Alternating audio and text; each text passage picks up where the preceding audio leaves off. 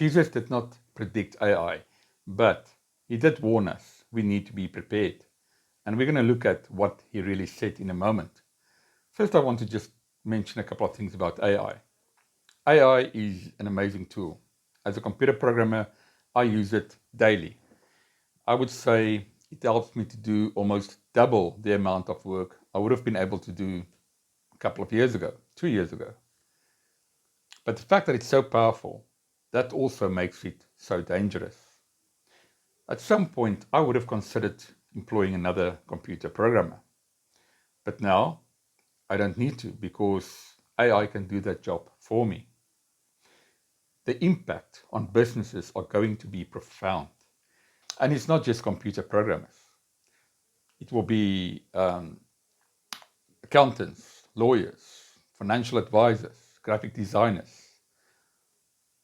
The amount of jobs that are going to be affected by AI is going to have a devastating effect on our economy. There are some jobs that's a bit safer, blue-collar jobs. For instance, if you are a plumber, it will be quite some time before AI will be able to replace that job of yours, right? But here's the thing. If a lot of your clients lose their jobs, they will no longer be able to pay for your services. So AI is going to affect all of us. And the impact it's going to have is going to be drastic. We need to be prepared for that. Now, it's not going to help if you are just in a state of fear. We don't need to be scared, but we need to be prepared. Jesus told us we need to be prepared for difficult times. In the Gospels, in the Bible, we read about so many warnings that Jesus gave us. A lot of the parables that Jesus told was exactly about that. The parable of the 10 virgins with the oil, the parable about the thief in the night, the owner of the house coming back unexpectedly. All of that was to do with being prepared for difficult times ahead. Jesus was talking about wars, famine, earthquakes. We need to be prepared. Now, some of those parables, if you read them in the Gospels, in the Bible, you will see it looks like it has to do with the second coming, with the end of the world. But you have to understand, the Gospel authors wrote those Gospels decades after Jesus actually spoke those words. And they were influenced by an idea that started very soon after Jesus was crucified. So after Jesus was crucified, this idea started that he's coming back any day. And with him, the kingdom of God will come and the judgment that he will bring. Paul had that idea. But that is not what Jesus taught. That idea started after Jesus was crucified, and the gospel authors were influenced by those ideas. So when they wrote down the parables of Jesus, they interpreted those parables of having to do with the second coming, or the rapture, if you want to believe in that. But that is not what Jesus was talking about. Jesus was talking about we need to be prepared. For Jesus, the kingdom of God was already here. It's inside of us and outside of us. Inside of us because it's about inner transformation.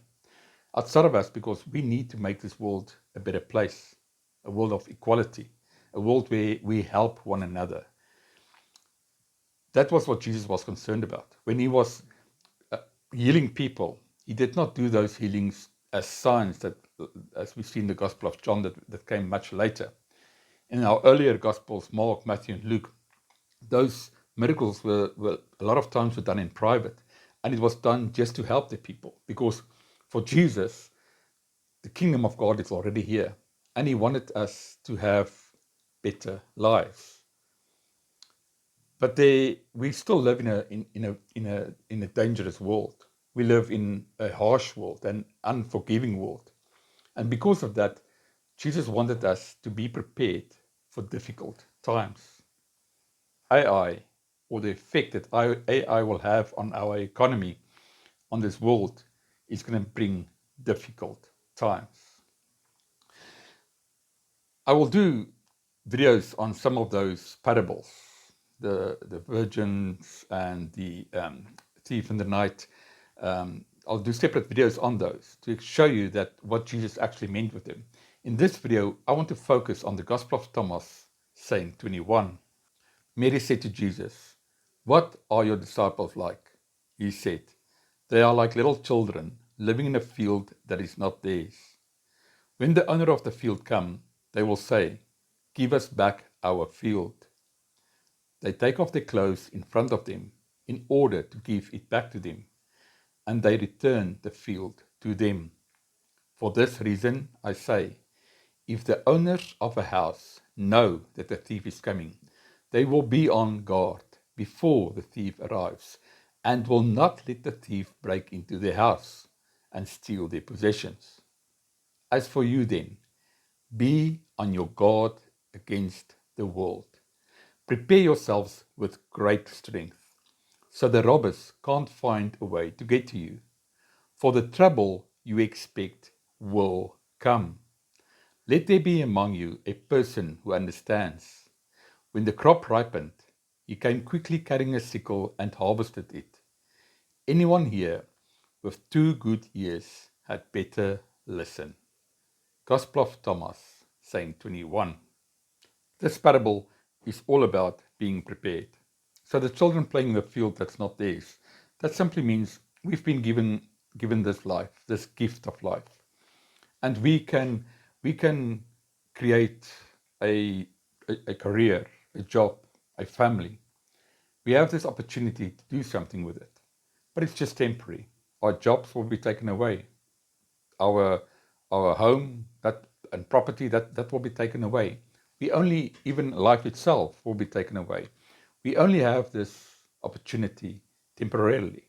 It's not going to be forever. The owners of the field that's coming back unexpectedly and that wants to take everything from us, even the clothes of our backs, what's that about?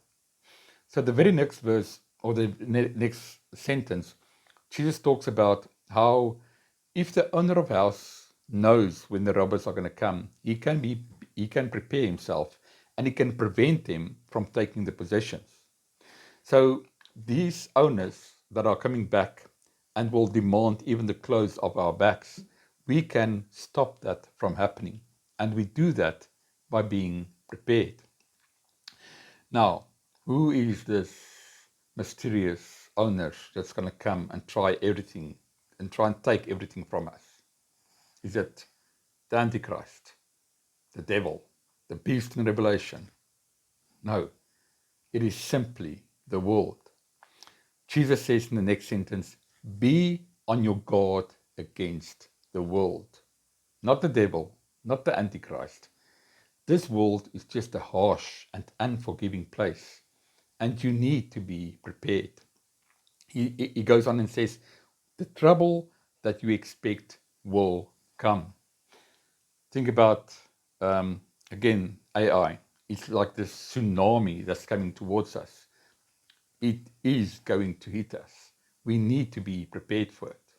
It's obviously not just AI. When Jesus was talking about things that we need to be prepared for, he mentioned things like wars, earthquakes, famines. So we need to be prepared for any difficult circumstances that will come our way. Again, this idea of the owners of the house that will try and take everything from us. If I just think of my situation, I've been working as a computer programmer for over 30 years. I've built up my skills that I worked on so hard, and I've built up this business.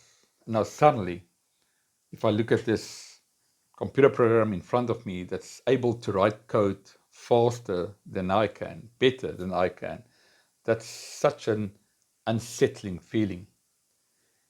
It's scary to think that your skills that you've developed over so many years suddenly is not going to be that useful anymore. But here's the thing, we shouldn't be scared. We should be prepared. Because the trouble that we expect, it will come. It came during the lifetime of the people that Jesus was talking to. It was wars, famines, difficult things have been happening for every generation. I think it's going to be a big one. We need to be prepared. He then says, when the crop ripened, he came quickly carrying a sickle and harvested it. And what's that about is that we need to be prepared, and the opportunities that we are given, we need to take them. In my example, for instance, at this point, I can use AI to improve my business, to make more money before AI becomes so powerful that my business becomes obsolete. So, what I will do now is use that as much as I can to make as much money as I can, pay off debt, start to invest, things that we can do. We need to work hard to be prepared. Jesus warned us about that. Now, he then ends with, anyone here with 2 good ears had better listen. And what that simply means is, Jesus is saying, this is important, listen. But he also says, this isn't some deep spiritual message. It isn't this cryptic message that nobody understands. You just need to listen. Saying 21 is straightforward. It's about being prepared for difficult times. And we need to work hard. We need to work with great strength to prepare. So what can we do to prepare? There's a lot that we can do. We can make sure that while you still get an income, you pay off as much debt as you can. You can learn new skills. You can build relationships. You can start to invest as much as you can. There's a lot that you can do to prepare. And for each one of us, it will be different on how we can prepare for what is coming. AI is not going to be the end of us. It's unlikely that AI will be the end of civilization, but the effects it's going to have is going to be drastic, and it's going to be difficult. We're going to go through a time that's going to be difficult, but we will adapt and we will survive. If you are prepared, it will just be so much easier. Thank you for watching.